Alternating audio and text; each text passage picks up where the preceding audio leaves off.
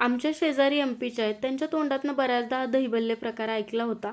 चला म्हणलं आपण सुद्धा एकदा बनवूया, कारण घरात सगळ्यांनाच हा प्रकार आवडला होता आणि आता उन्हाळा सुद्धा सुरू झालाय, म्हणलं आपण सुद्धा हे दहीवडे बनवूया. काय नाही हो, नाव जरी वेगळं वाटत असलं तरी बनवायला अगदी सोपे आहेत. इथं मी 1 वाटी उडदाची डाळ, 1 वाटी मुगाची डाळ 2-3 पाण्याने स्वच्छ धुवून रात्रभर भिजायला ठेवली होती.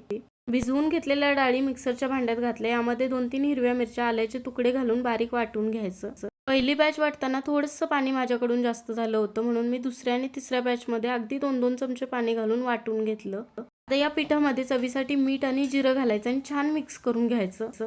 लक्षात ठेवा, डाळी वाटताना जास्तही पाणी घालायचं नाही, असं घट्टसरच पीठ ठेवायचं.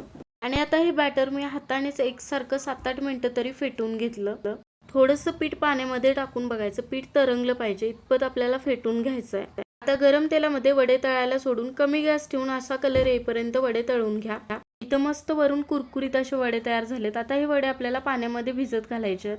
त्यासाठी गरम पाण्यामध्ये बारीक चिरलेली कोथिंबीर आणि थोडंसं मीठ घातलं. आता या पाण्यामध्ये वडे भिजायला ठेवले. 15 ते 20 मिनिटात हे वडे भिजतात. आता गोड दही बनवण्यासाठी फ्रीजमधलं थंडगार असं दही घेतलं. दही चांगलं फेटून घेतलं.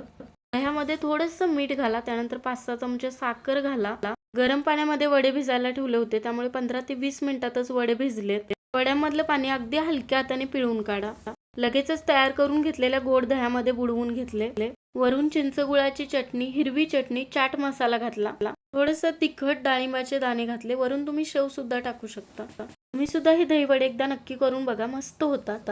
चला, आता लाईक आणि फॉलो तेवढं करा.